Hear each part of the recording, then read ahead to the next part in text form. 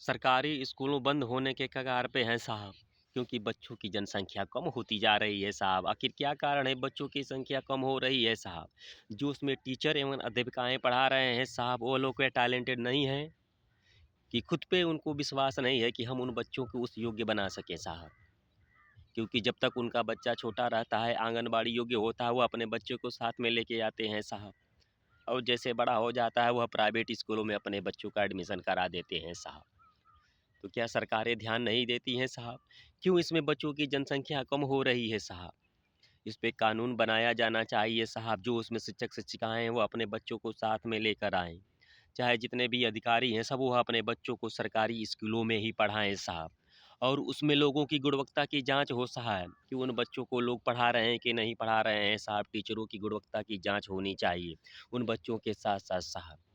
हमें और आपको बस बेवकूफ़ बनाया जा रहा है साहब। आने वाले समय में आपके बच्चे को पढ़ने योग्य नहीं होंगे साहब, क्योंकि इतनी महँगाई बढ़ जाएगी साहब। और वह सारी सुविधाएँ आपको प्राइवेट में नहीं दी जाएँगी साहब, जो है बंद हो जाएँगे। गरीब मजलूम के बच्चे ही सरकारी स्कूलों में पढ़ने आते हैं साहब। आपको बस होड़ पड़ी है प्राइवेट प्राइवेट करने की साहब। कब इन लोगों का उद्धार करेंगे साहब आप?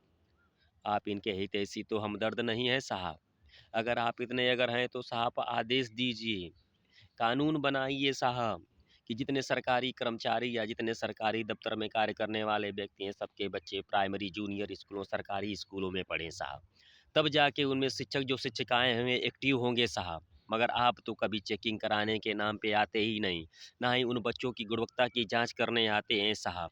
कुछ स्कूलों में अगर चले जाते साहब, 2-4 जिलों में भी आप अगर दौरा कर देते उन प्राइमरी स्कूलों की, सरकारी स्कूलों की, तो लोगों में एक दहशत हो जाता साहब, डर पैदा हो जाता साहब।